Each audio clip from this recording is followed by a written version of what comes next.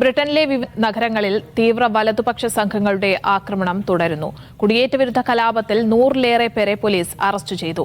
Liverpool, Bristol, Manchester, Blackpool, Belfast, Nottingham എന്നിവിടങ്ങളിൽ കലാപക്കാർ അഴിഞ്ഞാടി. ബ്രിട്ടനിലെ മുസ്ലിം സമൂഹം കടുത്ത ആശങ്കയിലാണ് ജീവിക്കുന്നത്. ഇന്റർനാഷണൽ ഡെസ്കിൽ നിന്ന് ബി.കെ. സുഹേൽ കൂടുതൽ വിവരങ്ങൾ പങ്കുവയ്ക്കും. സുഹേല, ബ്രിട്ടനിൽ കലാപകാരികൾ അഴിഞ്ഞാടുകയാണ്. 100-ലേറെ പേരെ പോലീസ് അറസ്റ്റ് ചെയ്തിട്ടുണ്ട്. കഴിഞ്ഞ ദിവസങ്ങളിലൊക്കെ ദൃശ്യങ്ങളടക്കം പുറത്തു വന്നതാണ്. പോലീസിന് നേരെ അടക്കം ആക്രമണം ഉണ്ടായിരുന്നു. നിലവിൽ എന്താണ് സാഹചര്യം? സ്നേഹ, 2 ദിവസം മുമ്പ് ആരംഭിച്ച ഈ ഒരു കലാപം, കുടിയേറ്റ വിരുദ്ധ കലാപം UK-യിൽ ആകെ പടരുന്ന കാഴ്ചയാണ് നമ്മൾ കണ്ടുകൊണ്ടിരിക്കുന്നത്. ഈ ഒരു കലാപം ഒരു നുണക്കഥയിൽ നിന്നാണ് തുടങ്ങുന്നത്. സൗത്ത് പോർട്ടിൽ 3 പെൺകുട്ടികൾ ആക്രമണത്തിനിരയായി കൊല്ലപ്പെടുന്ന ഒരു സാഹചര്യമുണ്ടായി.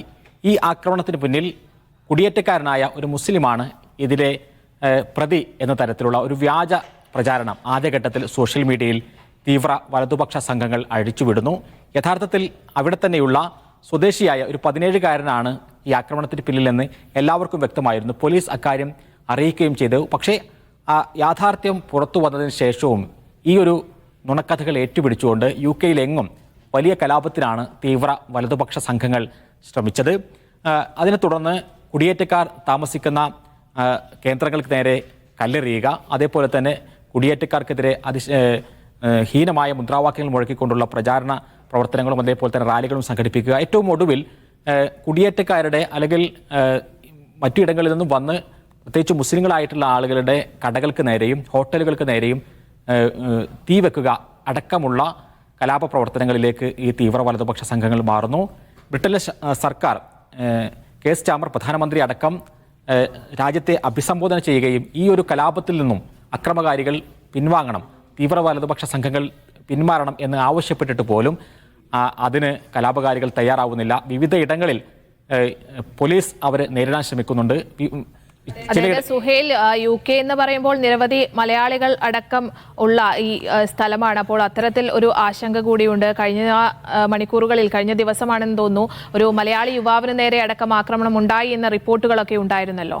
തീർച്ചയായും പുതിയ കാലത്ത് ഏറ്റവും കൂടുതൽ ആളുകൾ കുടിയേറ്റം നടക്കുന്ന മലയാളി വിദ്യാർത്ഥികളടക്കം കുടിയേറ്റത്തിന് തിരഞ്ഞെടുക്കുന്ന പ്രധാനപ്പെട്ട ഇടമാണ് UK. അതുകൊണ്ട് തന്നെ UK-യിലുള്ള പ്രവാസികൾ അല്ലെങ്കിൽ കുടിയേറ്റക്കാരായിട്ടുള്ള ആളുകൾ വലിയ തരത്തിലുള്ള ആശങ്ക പ്രകടിപ്പിക്കുന്നുണ്ട്. പ്രത്യേകിച്ചും മുസ്ലിം സമൂഹത്തിന് നേരെയാണ് ഈ ആക്രമണം നടക്കുന്നത് എന്നുള്ളത് കൊണ്ട് UK-യിലെ മുസ്ലിം സമൂഹം വലിയ ആശങ്ക പ്രകടിപ്പിക്കുന്നു. പ്രധാനമന്ത്രി ഇക്കാര്യത്തിൽ കുറച്ചുകൂടി ജാഗ്രതയോടുകൂടി ഇടപെടണം എന്ന ആവശ്യം വിവിധ മുസ്ലിം സംഘടനകൾ ആവശ്യപ്പെട്ടിട്ടുണ്ട്. ഇന്ന് ഏതായിരുന്നാലും വളരെ പ്രധാനപ്പെട്ട ഒരു മീറ്റിംഗ് UK മന്ത്രിസഭ ചേരുകയാണ്. ഡൗണിംഗ് സ്ട്രീറ്റിൽ നിന്ന് പ്രത്യേകമായൊരു അറിയിപ്പ് ഇപ്പോൾ എത്തിക്കഴിഞ്ഞു. എങ്ങനെയാണ് ഇതിനെ സമ്പൂർണ്ണമായും അടിച്ചമർത്താൻ സാധിക്കുക എന്നുള്ള കാര്യത്തിൽ അവർ തീരുമാനമെടുക്കും.